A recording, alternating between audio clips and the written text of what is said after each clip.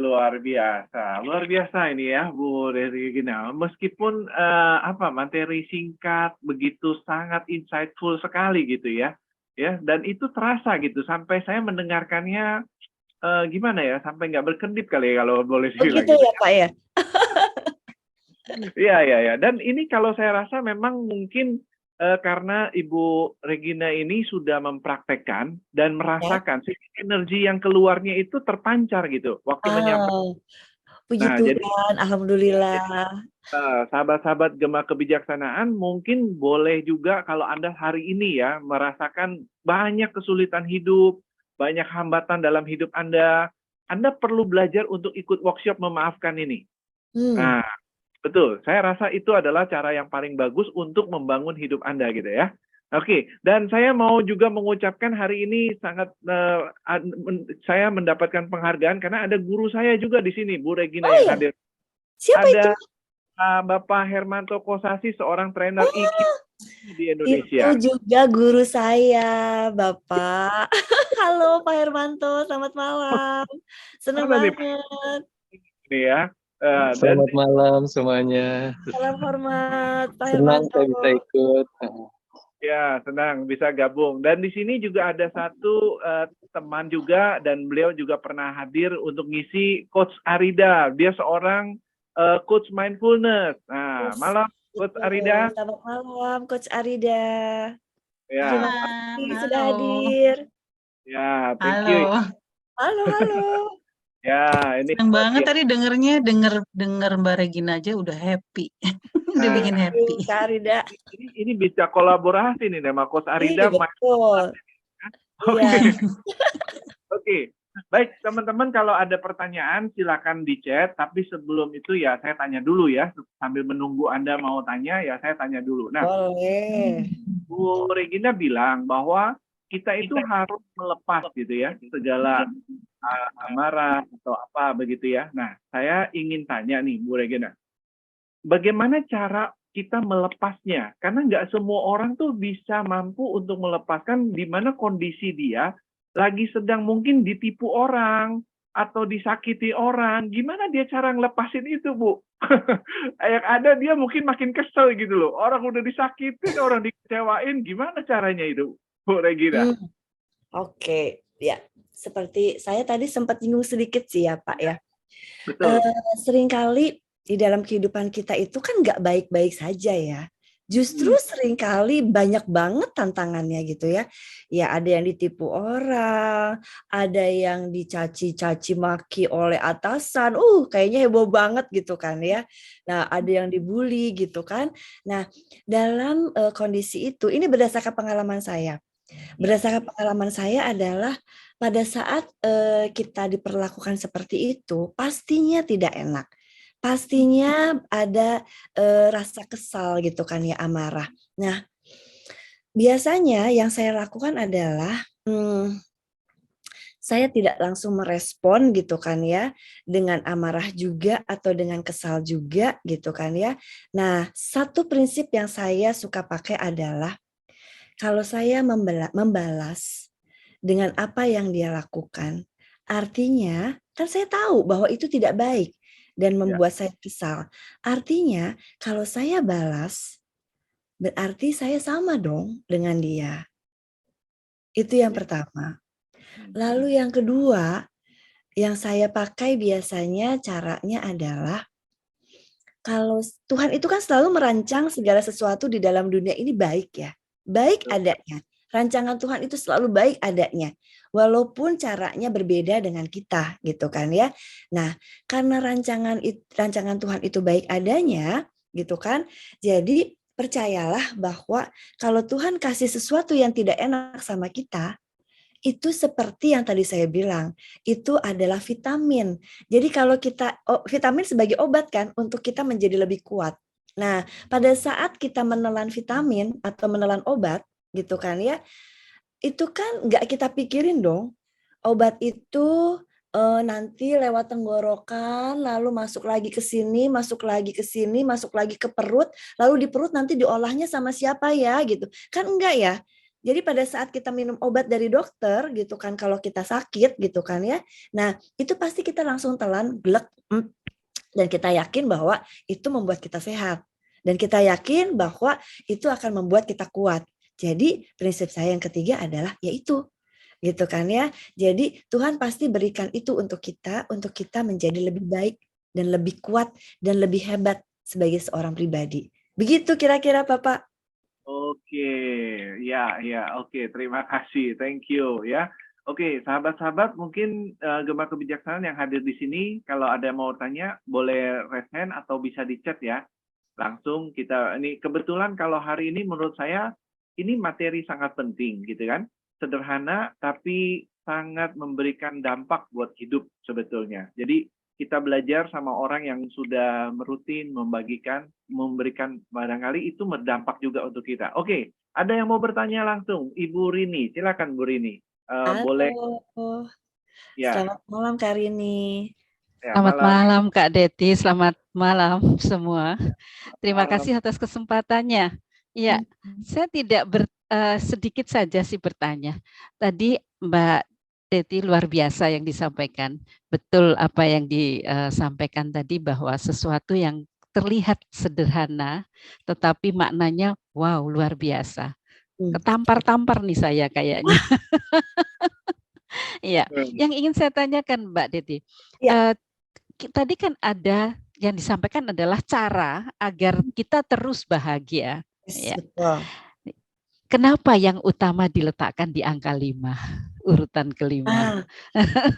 Pertanyaannya itu mungkin ada alasannya jelas ya.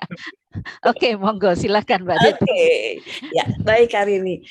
Saya taruh di belakang adalah, tapi saya tadi menyebutkan bahwa yang utama adalah Tuhan si Maha Pencipta, gitu kan ya. Nah, jadi saya sebutkan dulu di awal apa saja semua, tapi pas di belakang itu adalah Tuhan center dari kita. Begitu.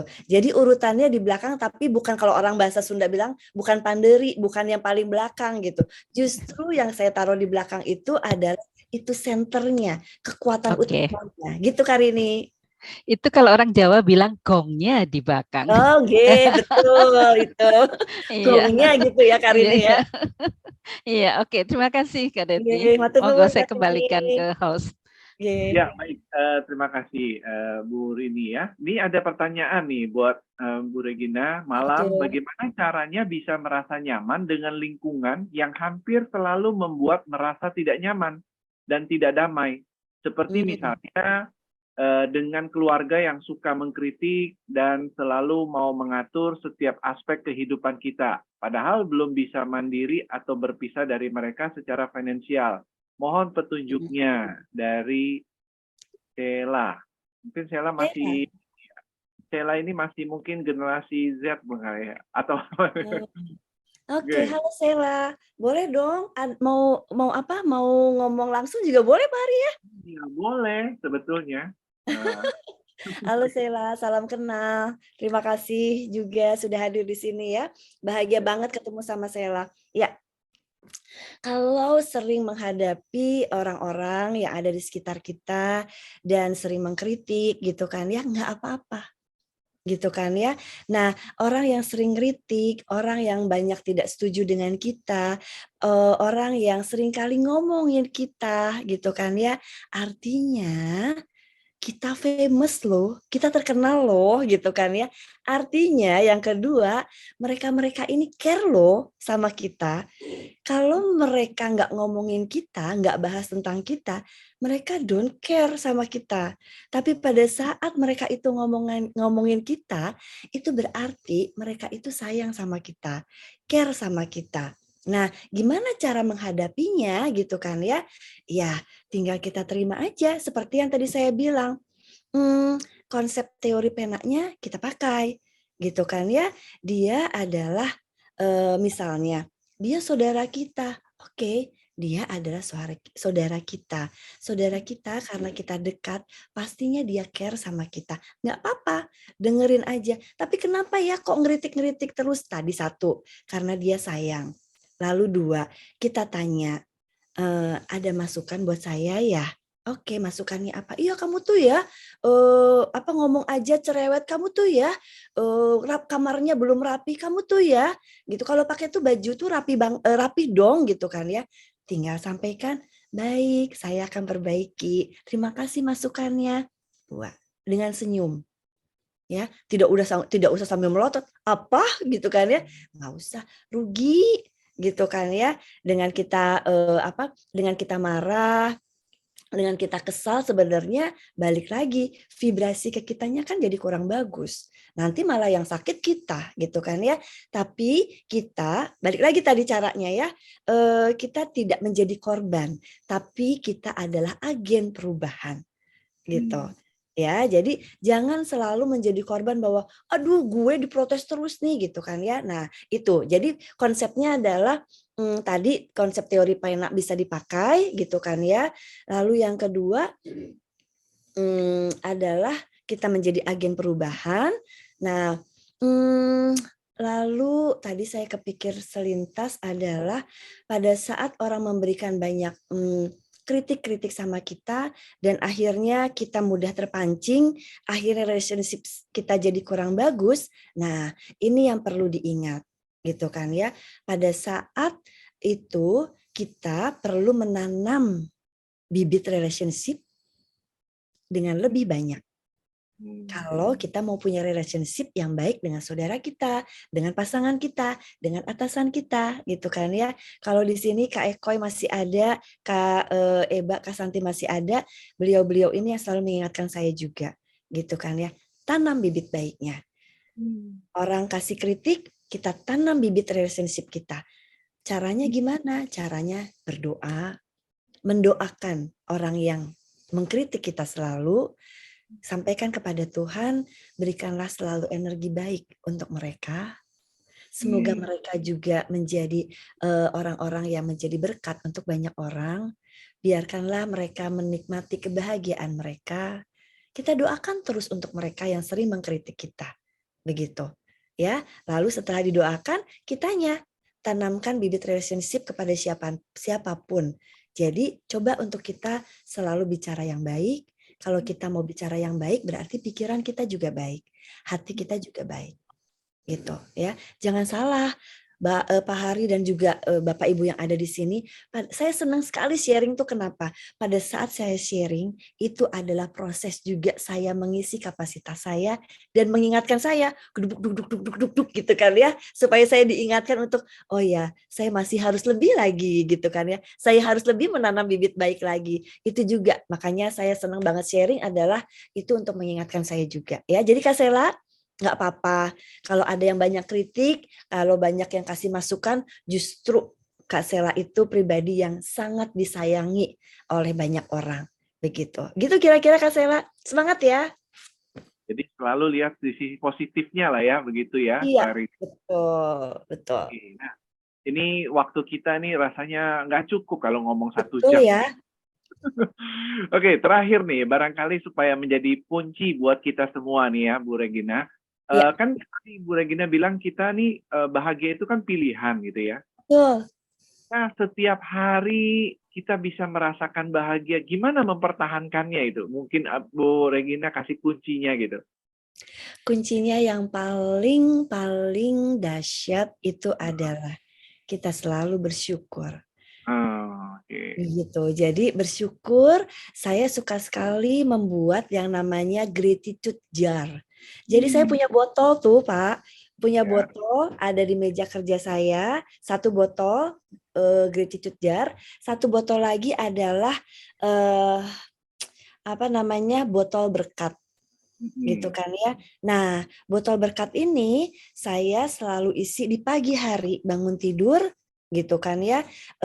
Nilainya nggak terlalu besar juga, mau besar juga nggak apa-apa gitu. Tapi yang penting itu rutin. Setiap pagi saya lakukan isi berkat jar saya itu ya, sambil saya mendedikasikan bahwa saya akan berikan ini kepada siapa ya. Lalu semoga orang tersebut ya penuh berkat dan bla bla bla bla. Lalu yang kedua itu pagi hari. Kalau malam hari gratitude jar saya itu saya isi dengan saya menuliskan di kertas Saya bersyukur hari ini termasuk salah satunya saya mengisi acara di Gema Kebijaksanaan, bertemu dengan kenalan baru, saudara baru, teman-teman baru gitu kan ya. Nah, menjadikan saya menjadi lebih bahagia dan bersyukur. Itu semua syukur saya list, Pak. Saya list ditulis di kertas ya, gratitude saya di tanggal hari ini 6 Februari 2023.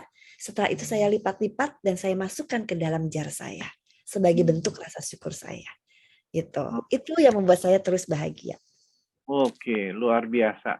Teknik sederhana tapi begitu sangat powerful ya, Bu Ya, Regina. moga-moga bisa jadi inspirasi untuk Bapak Ibu yang hadir di sini. Jadi ini bisa buat kita praktekkan, sahabat-sahabat Gema Kebijaksanaan, untuk kita mulai membangun nih ya, karena ini channel ini memang tujuannya untuk supaya kita ini semua jadi bijaksana dan juga memperoleh kebahagiaan gitu kan, bertumbuh di dalam kehidupan ini, dan nantinya kita bisa jadi karena kita udah sekarang dapatkan manfaat dari orang-orang yang mau sharing, kita juga bisa memberi manfaat kepada orang-orang lain nantinya. Iya, betul. Begitu ya. Saya sering bilang loh Pak, bahwa kalau kita sudah mendapatkan suatu kebaikan atau keajaiban, rantai kebaikannya jangan putus di kita. Ya. Jadi kita lanjutkan rantai-rantai itu. Begitu Pak. Baik, wah terima kasih. Luar biasa malam ini. Banyak insight yang saya pribadi dapatkan yang bagus ya, buat ini untuk mengingatkan juga nih ya. Nah, waktu karena kita tidak bisa terlalu panjang ini, Bu Regina. Ya, tidak apa-apa, terima kasih banyak. Mungkin ada closing statement yang Bu Regina ingin sampaikan terakhir, Bu. Oke, baiklah. Pertama-tama saya mau terima kasih kepada Gema Kebijaksanaan yang akhirnya malam hari ini saya bisa bicara pada malam hari ini. Saya yakin bahwa saya menjadi lebih bijaksana lagi dan Bapak Ibu yang hadir pada malam hari ini juga menjadi lebih bijaksana lagi. Tapi gitu kan ya, kebijaksanaan ini juga harus membawa kebahagiaan untuk Bapak Ibu sekalian, dan bahagia Bapak Ibu itu kuncinya adalah di Bapak Ibu sendiri. Jadi bahagia itu pilihan. Jadi pilihlah untuk bahagia. Ya, itu aja dari saya. Semoga selalu bahagia di sepanjang kehidupan Bapak Ibu. Oke, terima kasih Bu Regina. Sukses buat Bu Regina. Sama-sama sukses juga Gema Kebijaksanaan untuk Bapak juga.